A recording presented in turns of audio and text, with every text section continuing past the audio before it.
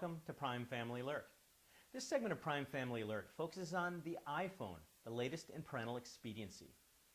Parents now have more ways than ever to keep their kids distracted, entertained, and otherwise occupied.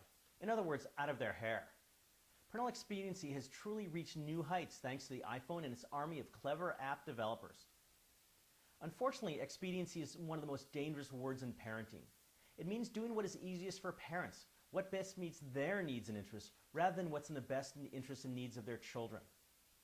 And unfortunately, parental expediency and what is in the best interest of children don't usually play well together.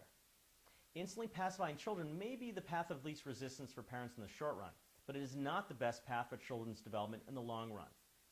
But let's be realistic. Parents have done the expedient thing with their children to make being a parent easier for as long as humans have roamed the earth.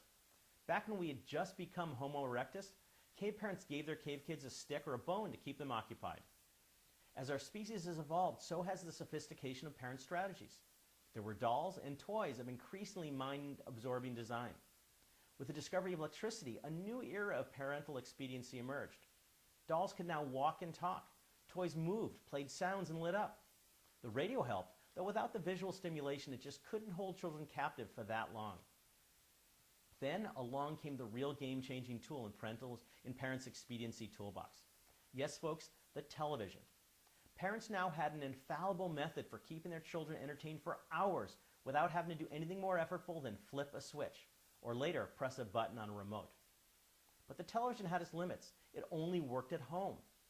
By the turn of the new millennium, the television started to become quaint and, well, so 20th century as a tool for parental expediency. But the march of technology is inexorable, and the creative genius that has spurred this era of technological innovation stepped up to the plate and provided parents with increasingly sophisticated ways to pacify their children. Of course, there was the computer, video game consoles, and DVD players that kept children occupied at home. But the call of the wild outside of the home beckoned, and technology heard the call. First came the portable DVD player, followed closely by the portable video game devices, which enabled parents to be expedient in restaurants, on airplanes, and in cars.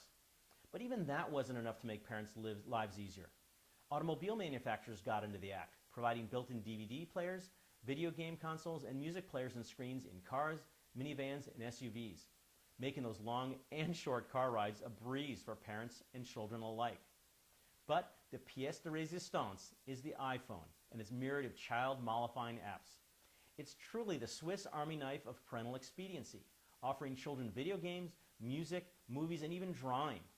Now, no matter where parents are, in a car, in the woods, at a park, during a family gathering, children can be entertained or quieted by that small yet hypnotic screen.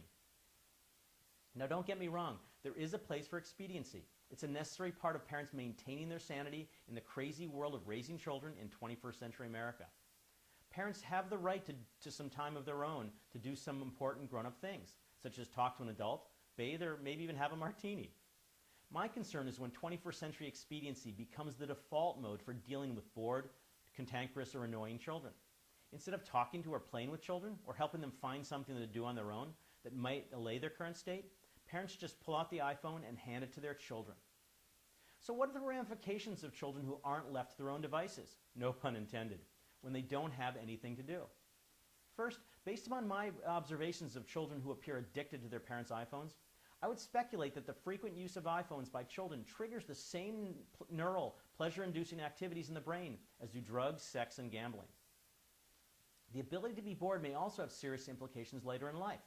Let's face it, many jobs in the factory, store, or office are boring. And if this new generation who is weaned on the iPhone to entertain them, where do they think they're going to turn when they get bored at work? And how do you think that will impact their productivity and job performance? Technology-dependent children may also lose their initiative. If when children get bored, cranky, or bothersome, their parents immediately give them their iPhone, the children are deprived of the opportunity to ask themselves how they might get out of their own stimulus-deprived doldrums on their own. As I'm sure you can see, lack of initiative will present real problems in adulthood. And patience, or the ability to delay gratification, is one of the most significant predictors of positive behaviors in adolescence, including higher grades, less alcohol and drug use, and less sexual activity. The immediate gratification of parents giving their iPhones to their children to appease them may interfere with their learning to put off rewards until a later time. Lastly, children whose parents ensure that they're immediately entertained may have a harder time developing respect for others. Children may not learn that other people's time is valuable too, and that parents have other responsibilities beyond their children. Children may also not learn that sometimes they have to be respectful of others and need to just sit and wait until their parents finish what they're doing. Now, I'm not trying to demonize iPhones. They just happen to be the most ubiquitous and egregious example in our technological landscape. Nor am I suggesting that parents who use their iPhones periodically to assuage their children are abusing them in any way. At the same time, I would argue that parents who use their iPhones as the default means of occupying their children are at best doing a disservice to them, and at worst may be doing some real harm to their long-term development. I'm Dr. Jim Taylor for Prime Family Alert.